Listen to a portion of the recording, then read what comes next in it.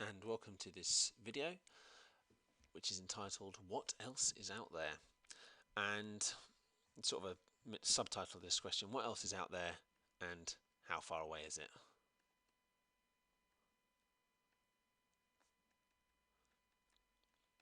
This is going to be a really brief video, just looking at a few different astronomical objects and discussing them and where they are. Okay, so reason for this, because we've spoken about stars and galaxies, but that's not that's all out in space, and we do sometimes spot other things. This is a comet, and a comet is a big ball of dust and ice and rock, or less dust, probably more ice and rock, and there are quite a few of them within our solar system.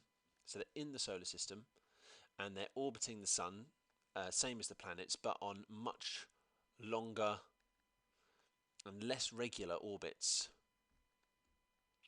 So we've got a nice circular orbit or elliptical orbit that goes around once every 365 and a quarter days. These things might have orbits which are like 50, 60 years compared to the Earth year. So yeah, much longer, and sometimes they come close by to Earth. This particular one here is called Halley's Comet, or Halley, and named after the astronomer who observed it.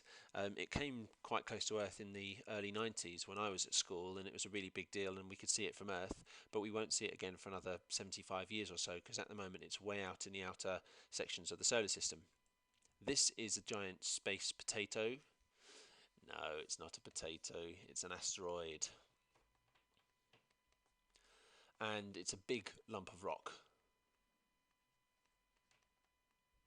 Some of these can be really big.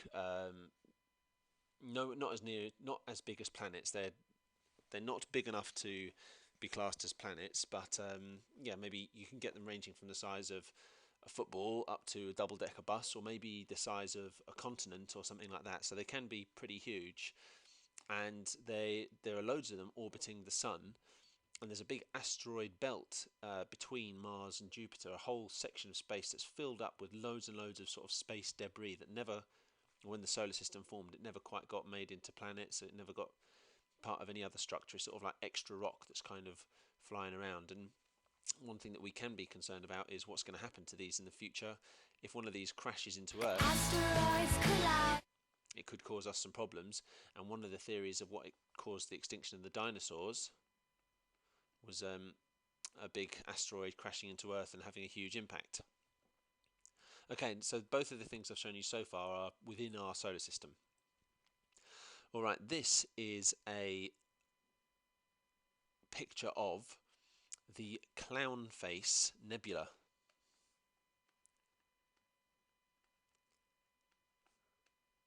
And it's a nebula, so it's a dust and gas sort of thing. And this is 1,000 parsecs away. 1,000 parsecs is about the same as 3,000 light years from Earth.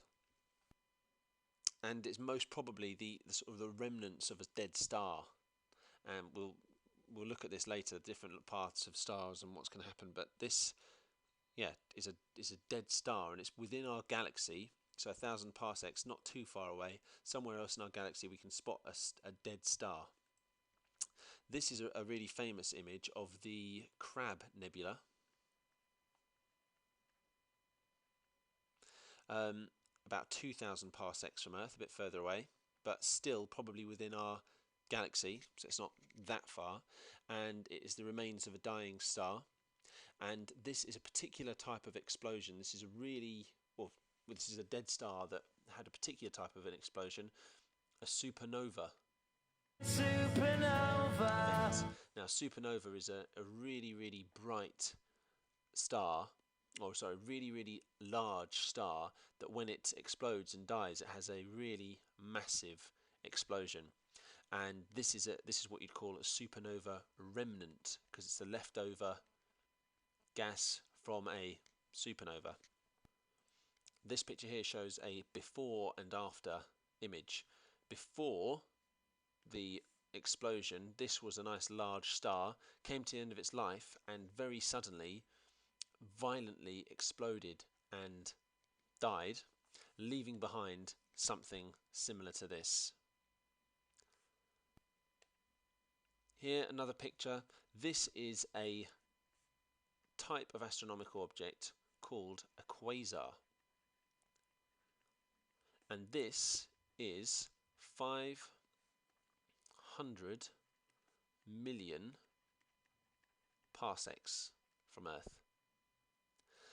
Quasars, they're some of the most distant things that we can see from Earth, because they emit certain types of radiation in a periodic way that just make them quite handy for spotting, and they're really useful for us for spotting other galaxies.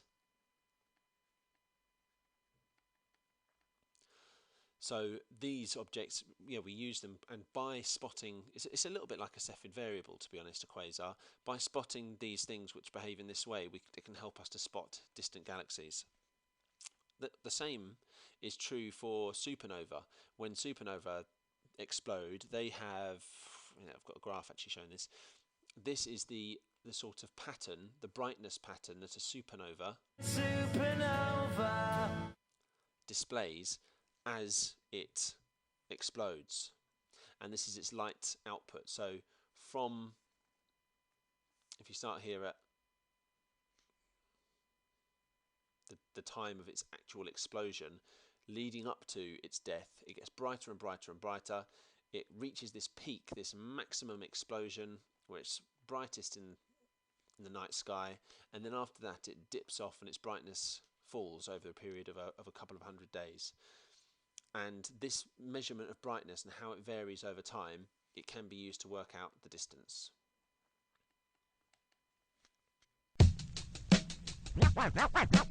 Now it's time for our wrap-up.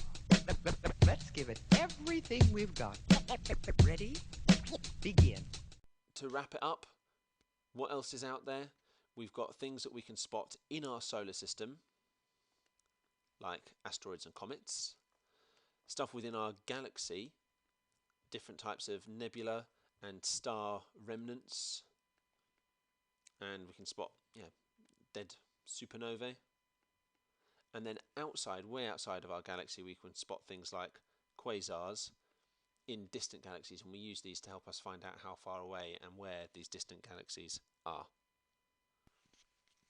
So that was a quick summary of some of the other things we see out in space, just to make you aware of them. And this is the final video from the Mapping the Universe.